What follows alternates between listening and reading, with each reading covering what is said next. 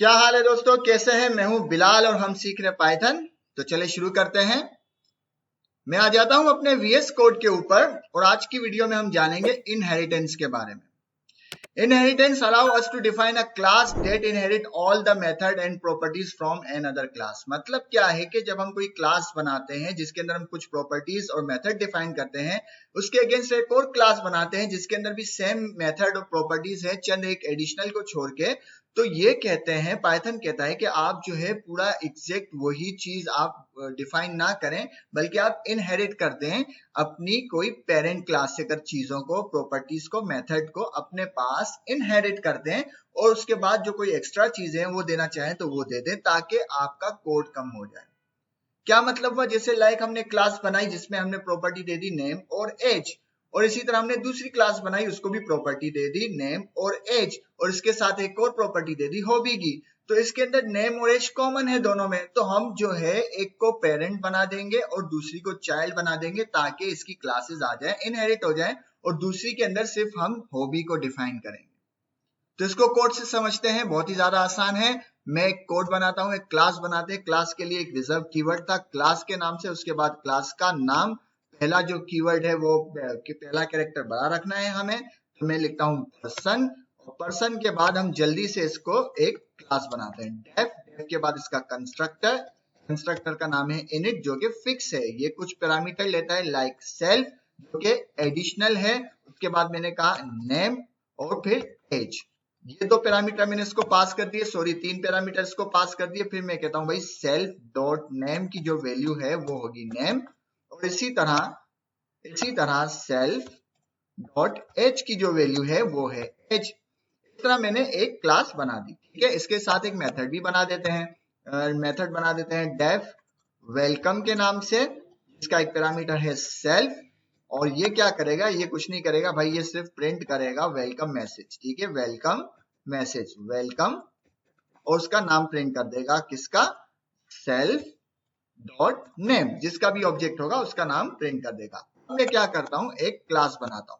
Class कैसे बनेंगे? Sorry object बनाता हूं, p1 के नाम से एक ऑब्जेक्ट बनाता हूं, और मैं कहता हूं पर्सन,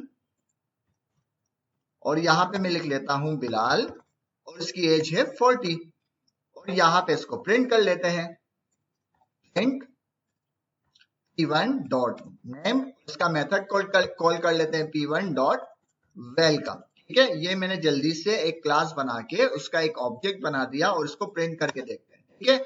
ये हमारी कामयाबी से बिल्कुल एक ऑब्जेक्ट भी बन गया विद क्लास, ठीक है।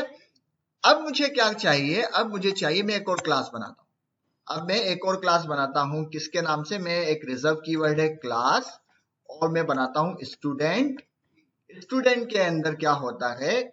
यही चीजें मुझे चाहिए, यही चीजें मुझे सारी स्टूडेंट के अंदर भी चाहिए, तो मैं इसको कॉपी पेस्ट कर लेता हूं, ठीक है।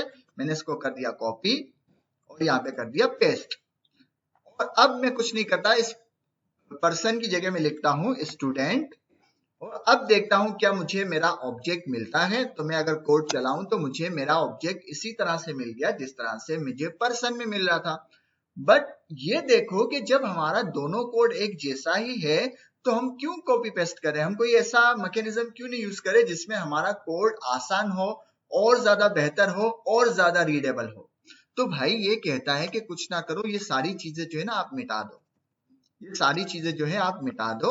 यहाँ लिखो पास, और यहाँ पे क्या कर दो? यहाँ पे कर दो जिस क्लास को आपको इनहेरिट करना है, मतलब हमें ये वाली प्रॉपर्टीज चाहिए स्टूडेंट के अंदर, तो उसको आप यहाँ पे पास कर दो। बस इतना सा काम था। अब अगर मैं कोड को चलाऊं तब भी हमें वही रिजल्ट मिल रहा है। देखो मैं दोबारा कोड को चला रहा हूं, मैं यहाँ पे बिलाल की जगह लिखता हूँ रतन। अब चलाऊं, देखो सब चीजें चेंज हो गई।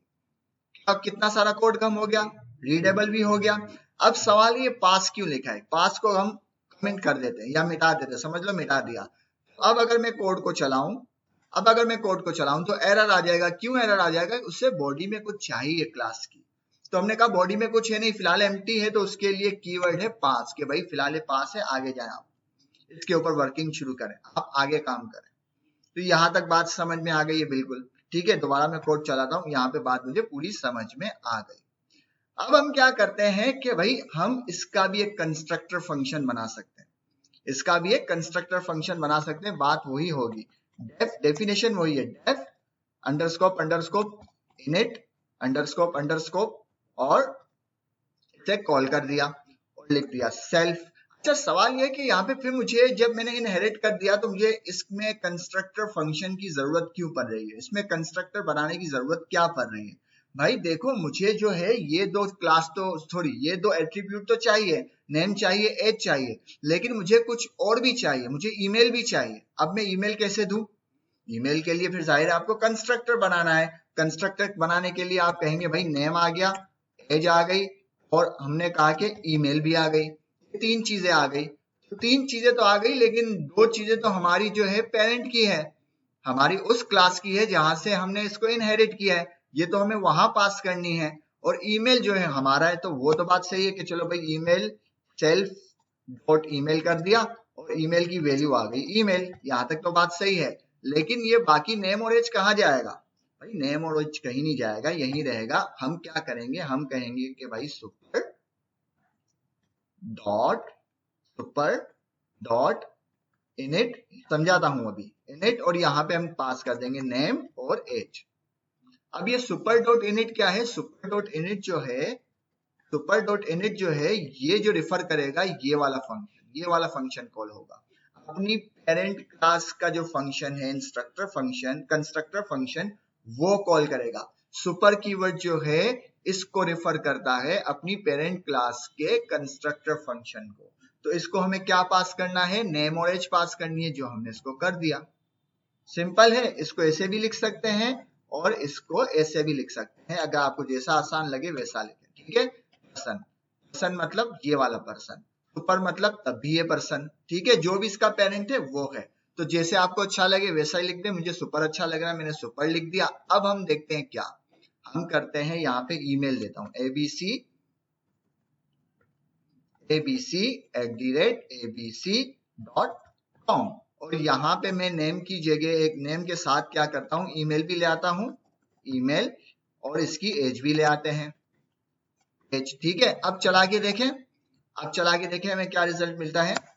वाह कितना जबरदस्त हो गया, कितना जबरदस्त हो गया, बिल्कुल मक्खन हलवा, ठीक है। समझते हैं, दोबारा समराइज करते हैं। हमने क्या किया, हमने एक स्टूडेंट की क्लास बनाई, उसको इनहेरिट किया पर्सन की क्लास से, ठीक है। पर्सन की क्लास हमने ये रखी थी ताकि इसलिए इनहेरिट किया कि ये वाली जो प्रॉपर्टी है नेम और एज की, ये हमें स्टूडेंट में मिल जाए, जो कि मिल गई थी। अब इसके साथ साथ मुझे ईमेल भी चाहिए थी, तो मुझे ईमेल चाहिए तो मुझे अपना एक कंस्ट्रक्टर फंक्शन बनाना पड़ेगा जिससे मैं पैरामीटर लूंगा और पैरामीटर के जरिए वैल्यू लूंगा और वो वैल्यू में असाइन करूंगा ईमेल में। तो मैंने सेल्फ डॉट ईमेल करके एक प्रॉपर्टी बनाई, एट्रीब्यूट बनाया और उसको ईमेल असाइन कर दिया।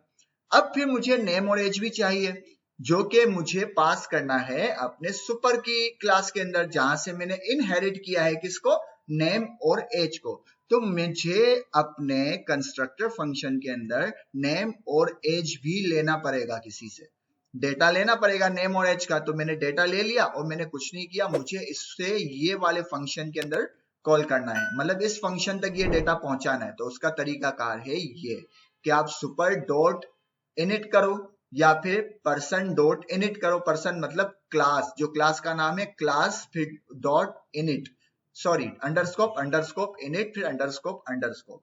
इस तरीके कार से कर यहाँ पे जो भी डेटा आप इससे पास करेंगे वो इस फंक्शन तक पहुंच जाएगा और फिर इजीली आप इस तरीके से उसको ऑब्जेक्ट बना सकते हैं क्लास को इनहेरिट करके, जिससे आपका कोड आप देख रहे हैं कि कितना ज्यादा आपका कोड कम हो गया और रीडेबल भी हो गया। तो उम्मीद है आपको पसंद आई होगी आज की क्लास। पसंद आए तो लाइक करें, शेयर करें, सब्सक्राइब करें। मिलते हैं नेक्स्ट वीडियो में। अल्लाह हाफिज।